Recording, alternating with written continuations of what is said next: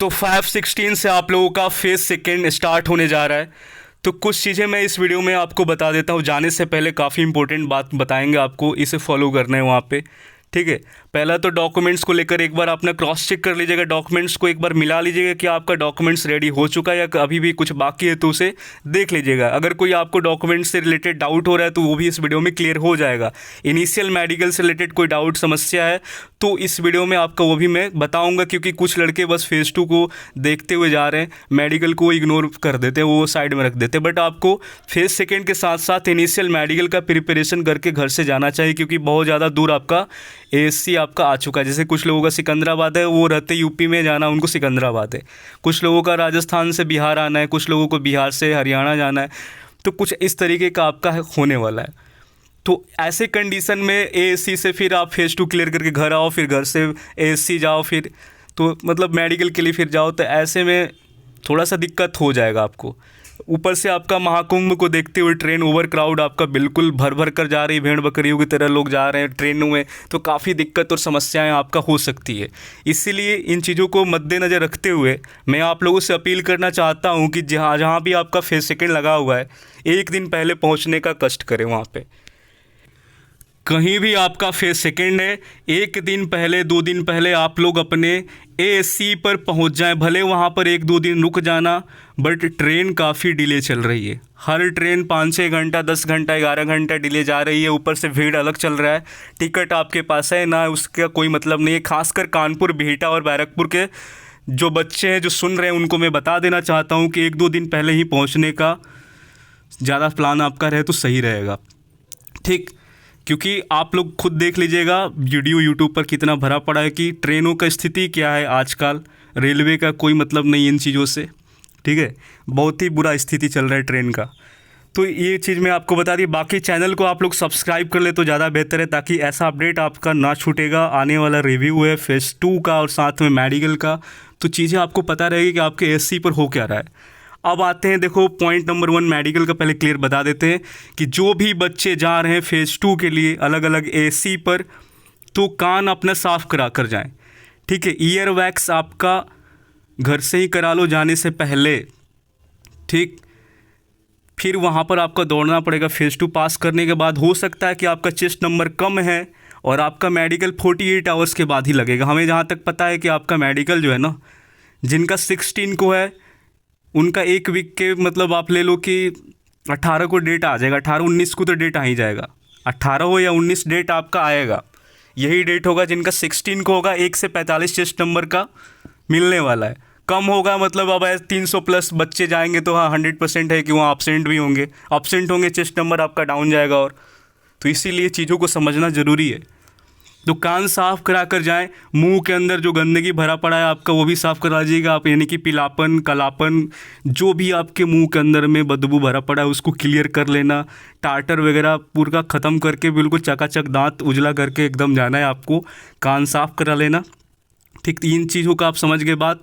अब आते हैं जिनका आइज में दिक्कत है, आँखों का दिक्कत है, आपका चश्मा पहनते हैं आप। ठीक है, यानी कि आँख आपका एक 6/9 है, एक आपका 6/6 है। यहाँ पर प्रिस्क्रिप्शन का ज़रूरत पड़ेगा। 1 मंथ के अंदर का प्रिस्क्रिप्शन होना चाहिए, लेटेस्ट प्रिस्क्रिप्शन। आइज के डॉक्टर के पास जाकर बनवा लेना, चाहे प्राइवेट हो या सरकारी, आपका प्रिस्क्रिप्शन चाहिए होगा मेडिकल के अंदर में। तो चश्मा, ठीक है, चश्मा के साथ साथ यानी कि साथ में अपना चश्मा को भी लेकर जाना है, और साथ में प्रिस्क्रिप्शन भी डॉक्टर से लिखा हुआ लेकर आपको स्टैम्प उस पर। ठीक है, अब देखो प्रिस्क्रिप्शन में भी बता देते हैं, अभी दिखा देंगे कैसा होता है प्रिस्क्रिप्शन लास्ट में। ठीक, स्टैम्प होना चाहिए डॉक्टर का, उस पर registration number, stamp, date, sign, ये सारा चीज़ आपका प्रिस्क्रिप्शन पर दिखना चाहिए कि कब का ये प्रिस्क्रिप्शन बनवाया हुआ है। जहाँ से बनवाया वो वैलिड होना चाहिए, यानी कि रजिस्ट्रेशन नंबर होना ज़रूरी है जहाँ से भी बनवाएं आप। ठीक है, स्टैम्प, रजिस्ट्रेशन नंबर, साइन वाइन सब कुछ होना चाहिए, तब जाकर आपका वैलिड होगा। अभी हम आपको एक डेमो के तौर पे प्रिस्क्रिप्शन दिखाएंगे, बनी कि प्रिस्क्रिप्शन देखने के बाद आपको समझ में आ जाएगा क्या क्या चाहिए। तो प्रिस्क्रिप्शन देखने के लिए थोड़ा लास्ट तक वेट करिएगा कि कैसा प्रिस्क्रिप्शन होता है आइज का, वो दिखा देंगे, देख लीजिएगा, बनवा लीजिएगा। तो जिनका आँख 6/9 है, 6/12 है, तो वो अपना बनवा लेंगे। 6/12 तक आपका चल जाता है। कहीं कहीं पे 6/12 भी एक्सेप्ट नहीं करते हैं, अब उनके ऊपर है। ठीक है, जैसा मूड वैसा उनको काम होता है, इनका अलग ही चलता है। तो 6/12 भी कहीं कहीं पर इग्नोर कर दिया जाता है, 6/9 तक एक्सेप्ट कर लेते हैं, कहीं कहीं 6/12 भी नहीं चल पाता है, कहीं पर 6/12 भी ले लेते हैं। तो ये कब क्या करेंगे आपको भी नहीं पता है। ठीक, वैसे ऑफिशियली 6/12 तक लेना अलाउ किया गया है। ठीक, तो 6/12 तक आप लेकर चलो। अब चलते हैं आगे। तो ये मेडिकल का हो गया, प्रिस्क्रिप्शन आपका लेटेस्ट चाहिए होगा 1 मंथ के अंदर का। ठीक, तो कान साफ़ कराना, मुंह के अंदर साफ़ कराकर, उसके बाद आपका ये आइज का बता दिए, उसके बाद आपका प्राइवेट पार्ट्स क्लियर कर लेना बिल्कुल। ठीक, प्राइवेट पार्ट्स का हेयर वगैरह आपको रिमूव करके जाना है। ठीक, उसके बाद आर्म पीट का बाल हो गया, उसके बाद आपका सर का बाल है जो छोटा छोटा कर लेना फौजी स्टाइल में, बिल्कुल साइड से कट लगा लेना बढ़िया वाला। ठीक है, फौजी स्टाइल में जाओ। देन दाढ़ी मूछ वगैरह हटा लोगे तो ज़्यादा बेहतर रहेगा, ताकि जीडी में एक अलग से लुक मिले आपको। ठीक, ये नहीं कि कबीर सिंह बनकर जीडी में बैठ गए, जीडी करना शुरू कर दिया, अलग ही इंप्रेशन बनाकर चले जाओगे। फिर इंप्रेशन का यहाँ पर कोई खेल होता नहीं, कोई एसएसबी तो है नहीं आपका। बट फिर भी हमारा कहना है कि गुड लुकिंग थोड़ा सा बेहतर होता है। अब ये नहीं कि तुम दाढ़ी मूछ बढ़ा कर बैठे हुए सीईओ के सामने। तो इसीलिए मैं आपको सजेस्ट करूँगा कि बाल छोटा छोटा रखना, बिल्कुल बढ़िया एकदम अच्छा फ्रेश लुक देखने को मिलेगा। ठीक, वैसे आपका सिलेक्शन बोलने से ही होगा जीडी में। ठीक, दाढ़ी मूछ और बाल का कोई रोल नहीं है आपका जीडी में, बट मैं फिर भी आपका अगर बोलने में आप अच्छा बोल रहे हो, जीडी अच्छा का मतलब किए हो, तैयारी अच्छा हुआ है आपका, तो फिर अच्छा मतलब लुकिंग भी थोड़ा बहुत बढ़िया होना चाहिए आपका। मतलब ये नहीं कि आप एकदम ब्लेजर और कोट वोट झाड़ कर जाओगे, ऐसा कुछ नहीं बोल रहे हैं हम। हाफ पैंट पे भी आप दे सकते हो, ऐसा कुछ नहीं है। ठीक है, गंजी चड्डी जो भी है, बनियान उनियान, उस पर भी जीडी कर सकते हो, क्योंकि जब तक वहाँ पर बोलोगे नहीं सिलेक्शन नहीं होने वाला है। तो कुछ ना कुछ आपको बोलना है, आपका कॉन्फिडेंस लेवल चेक होता है, मतलब बढ़िया बोल दोगे। ठीक है, 2 बार 3 बार पार्टिसिपेट अच्छा से कर देना, फिश मार्केट का हिस्सा नहीं बनना है आपको, बस 2-3 बार पार्टिसिपेट करना है जीडी में, डेट्स इट, काम ख़त्म। इनिशिएट कर सकते तो वो कर देना, एक बढ़िया सा शार्प इंट्रो देना है आपको, बस अपने बारे में हल्का बताना 20 सेकंड, बाकी अबाउट द टॉपिक ज़्यादा बोलोगे तो बेहतर रहेगा। ठीक, तो ये चीज़ें थोड़ा बहुत फॉलो करोगे, जीडी क्लियर हो जाएगा आपका। कोई आपका एसएसबी नहीं है कि पूरा एकदम ताम झाम लगा रखे हो, तो बहुत नॉर्मल तरीके से जीडी आपको देना है, हो जाएगा क्लियर। तो ये जीडी की चीज़ें थी, वो बता दी आपको। तो मेडिकल समझ में आ गया क्या हम बता रहे हैं, इसको फॉलो करना है आपको। घर से ही आपको वेल प्रिपेयर मेडिकल के लिए होकर जाना पड़ेगा। ठीक, अब आते हैं थोड़ा सा डॉक्यूमेंट के ऊपर, ताक झाँक कर लेते हैं डॉक्यूमेंट में क्या समस्या है आपको, देख लीजिए आप लोग। डॉक्यूमेंट में अब रिपोर्ट टाइम 5 बजे रहेगा सुबह में, तो 4:45 4:30 तक आप अपना होटल घर जहाँ से भी निकलना हो निकल के गेट तक 4:30 4:45 तक पहुँच जाना। ठीक है, 5 बजे से एंट्री शुरू हो जाता है। ठीक, उसके बाद अब आते हैं यहाँ पे प्रिंट आउट आपको एडमिट कार्ड का फेज़ 1 एंड फेज़ 2 का जो चीज़ें हैं मैं थोड़ा बहुत आपको बता देता हूँ, ऊपर से एकदम धाए धाए सब खत्म हो जाएगा। फेज़ 1 का एडमिट कार्ड और फेज़ 2 का एडमिट कार्ड ये आपको रंगीन चाहिए। ठीक है, कलर में फ़ोटोकॉपी कराकर इसका एक फ़ोटोकॉपी कराना। अब ये नहीं कि 10-12 करा कर लेकर चले जाओ।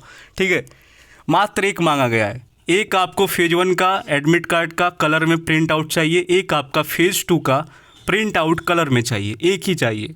ठीक, उसके बाद एप्लीकेशन फॉर्म का एक रंगीन में यानी कि कलर में फ़ोटोकॉपी चाहिए, जो कि जब कैफ़े में आप गए होंगे अप्लाई करने तो वहाँ से एक रिसिप्ट मिला होगा पेमेंट स्लिप का, उसका आपका एक रंगीन फ़ोटोकॉपी करा लेना। अगर आपका ब्लैक एंड वाइट है तो वो भी चल जाएगा, लेकिन ये सिर्फ आपका हम बता रहे हैं पेमेंट स्लिप, यानी कि आपका जो ये बोला गया है ना एप्लीकेशन फॉर्म का। अब ये नहीं कि आप एडमिट कार्ड का ना करा लें, एडमिट कार्ड आप रंगीन में कराओगे तो ज़्यादा सही रहेगा। वैसा नहीं कि आप ब्लैक एंड वाइट करा ली तो आपको भगा दिया जाएगा, ऐसा कुछ नहीं। बट हमारा कहना है कि जो इंस्ट्रक्शन में लिखा हुआ उसे फॉलो करो तो ज़्यादा बेहतर है। ठीक, तो रंगीन में कराना फेज़ 1 का और फेज़ 2 का एडमिट कार्ड।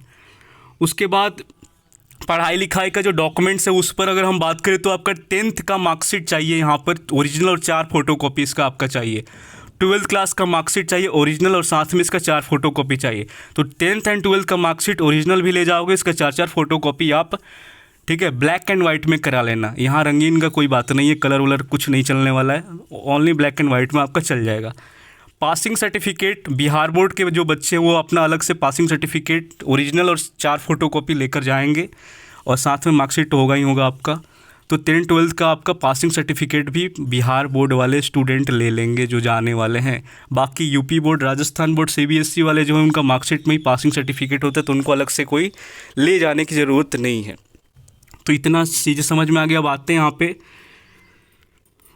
यहाँ पर फ़ोटो पर। फ़ोटो देखो, अपना फ़ोटो आपका 10 मांगा गया है, जो कि जब आपने एयरफोर्स अग्निवीर वायु के लिए जब अप्लाई किया था तो स्लेट वाला फ़ोटो आपने फेज़ 1 का एडमिट कार्ड पर जैसा फ़ोटो है, फेज़ 2 का एडमिट कार्ड पर जैसा फ़ोटो है, वही फ़ोटो आपको यहाँ पर 10 ठो चाहिए होगा। ठीक है, तो ये 10 फ़ोटो आपको लेकर जाना है, स्लेट वाला वो लेकर आपके पास होगा ही, वो लेकर आप लोग चले जाइएगा, जिसमें डेट ऑफ फ़ोटो आपका नाम मेंशन किया गया है। आगे चलते हैं यहाँ पे। ठीक है, एडमिट कार्ड का कोई ज़रूरत नहीं है। कुछ लड़के अब पूछेंगे कमेंट करके कि भैया 12th क्लास का एडमिट कार्ड चाहिए क्या, मेरे पास तो नहीं है, मेरे को तो भूल गया, ये हो गया। कोई ज़रूरत नहीं है तो आपका एडमिट कार्ड का है तो ठीक है, लेकर जाना, ओरिजिनल 4 फोटोकॉपी करा लें, नहीं है तो बाढ़ में जाए, कोई मतलब नहीं है। ठीक है, तो ये आपका 12th क्लास का एडमिट कार्ड का कहानी है ख़त्म। अब आगे चलते हैं, आधार कार्ड पर आते हैं। आधार कार्ड आपका ओरिजिनल और 4 फोटोकॉपी इसका चाहिए, तो आधार कार्ड आप ले लेना।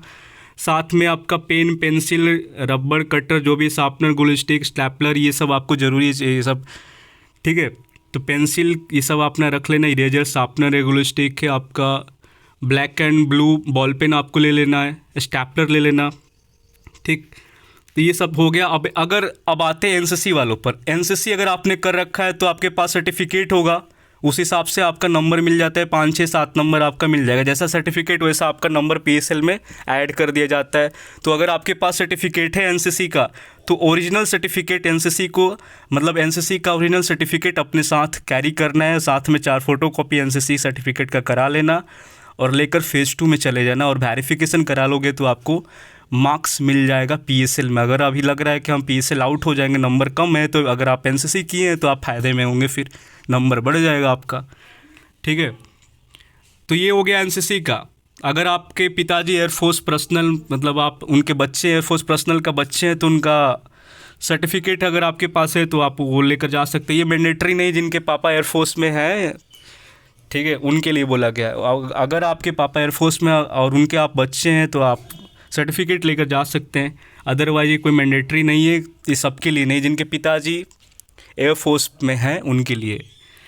ठीक है, तो उसके बाद ये सब हो गया। देन आगे आपका वही नो रिस्क सर्टिफिकेट तो आया नहीं है इसमें, तो नो रिस्क सर्टिफिकेट इस बार शायद आपको एएससी पर प्रोवाइड किया जाए, वहीं भर लीजिएगा। तो नो रिस्क सर्टिफिकेट इस बार एडमिट कार्ड के नीचे नहीं आया है।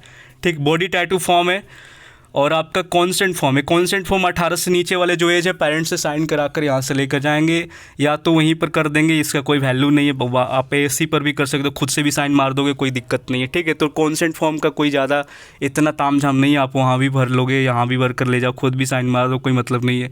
ठीक, बॉडी टैटू के ऊपर आते हैं। देखो, बॉडी टैटू फॉर्म का अगर आपके बॉडी में कहीं भी टैटू वगैरह है तो एक आपको फ़ोटो क्लिक करना है नज़दीक से, एक आपको फ़ोटो क्लिक करना है दूर से। एक नज़दीक से, एक दूर से क्लिक कर लेना और उस फ़ोटो को निकाल कर आप एएससी पर लेकर चले जाना। बस इतनी सी बात है। उसके बाद फॉर्म भर देना, बॉडी टैटू का कितना बड़ा है, कौन सा साइज़ है, कहाँ पर लोकेशन जो भी है आपको भर देना है।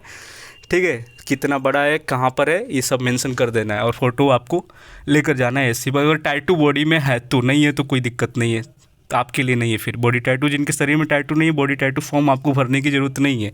जिनका उम्र 18 से ऊपर है, कॉन्सेंट फॉर्म आपको भरने की ज़रूरत नहीं है। ठीक, तो इन समझ गए आपको, ये सब यही सब डॉक्यूमेंट है और ये सब चीज़ें जो कि था, जो मैंने बता दिया, बस इसे फॉलो करो, देन आपका हो जाएगा। बाकी फेज़ 2 के रिलेटेड आपको घबराने की ज़रूरत नहीं है। अगर आपने अच्छा तैयारी कर रखा है तो आप कर लोगे। ठीक, ना जीडी आपका टफ रहेगा, ना आपका फिजिकल वगैरह, नॉर्मल, सब सारी चीज़ें नॉर्मल ही होगी। बस तैयारी अगर आपने किया है तो आप अच्छा करोगे। अब ये नहीं कि अब उठे 2 दिन पहले तैयारी शुरू कर दी, अब आप चाह रहे हो कि अच्छा रिजल्ट मिलेगा। अब ऐसे लड़के डरते हो जाते हैं। फिर कॉन्फिडेंस आपका हाई होना चाहिए। ठीक है, जब तक आपका कॉन्फिडेंस हाई नहीं रहेगा तब तक मज़ा नहीं आएगा। कॉन्फिडेंस बिल्कुल पॉजिटिव रखो, बिल्कुल हाई रखो, एनर्जेटिक रहो बिल्कुल, क्योंकि मैंने तैयारी कर रखा है यार, मैंने 100+ टॉपिक कर रखा है, हमें क्या डर है। और जो मेरे से फेज़ 2 का तैयारी किए हैं, जीडी किए हैं, मेडिकल से रिलेटेड बहुत सारी चीज़ों पर काम किए हैं, 100% रिजल्ट उनका देखने को मिलेगा। ठीक है, बाकी मिलते हैं नेक्स्ट। तो आइज प्रिस्क्रिप्शन का वो छूट ही गया था, चलो दिखा देते हैं कैसा आपका आइज प्रिस्क्रिप्शन होना चाहिए। देखो, ये आपका आइज प्रिस्क्रिप्शन है। ठीक है, तो ये ऐसा फॉर्मेट में आपका बनना चाहिए। अब हमें दिखाना क्या था वो मैं आपको बता देता हूँ। ये दिखाना था हमें, देखो जैसे कि यहाँ पर डॉक्टर का पूरा साइन वाइन लगा हुआ है, ठीक है, स्टैम्प, रजिस्ट्रेशन नंबर, हर चीज़ आपको यहाँ पर दिख रहा है। ये होना ज़रूरी है, ठीक है। ये आपका रजिस्ट्रेशन नंबर, साइन, स्टैम्प सब होना चाहिए। ये आपको दिखाना था, ये आपका देख सकते हैं ऐसा होना चाहिए, ठीक। और आपका मेडिकल में जब जाओगे ना वहाँ पे, तो आपका एंट्री होता है आधार कार्ड से और 10th क्लास का मार्कशीट से आपका एंट्री हो जाता है, ठीक। और यहाँ पर साफ लिखा गया है कि आपका प्रिस्क्रिप्शन जो है ना, नॉट ओल्डर देन 1 मंथ, यानी कि 1 मंथ से पुराना नहीं होना चाहिए। तो इन चीज़ों का आप ध्यान में रखिएगा कि आपका जो प्रिस्क्रिप्शन है वो 1 मंथ से पुराना नहीं होना चाहिए, ठीक। और एक यहाँ भी देख सकते हैं, ये भी आपका प्रिस्क्रिप्शन ही है, ठीक है। कमांड हॉस्पिटल एयरफोर्स, ठीक है, बैंगलोर का, देख सकते हैं आप। तो 2 फॉर्मेट आपको प्रिस्क्रिप्शन का दिखा दिए। जिनको आइज में लग रहा है कि दिक्कत है वो देख लीजिए कैसा आपका प्रिस्क्रिप्शन होना चाहिए, ठीक। स्क्रीनशॉट लेना है तो ले लीजिएगा आप लोग, ठीक है।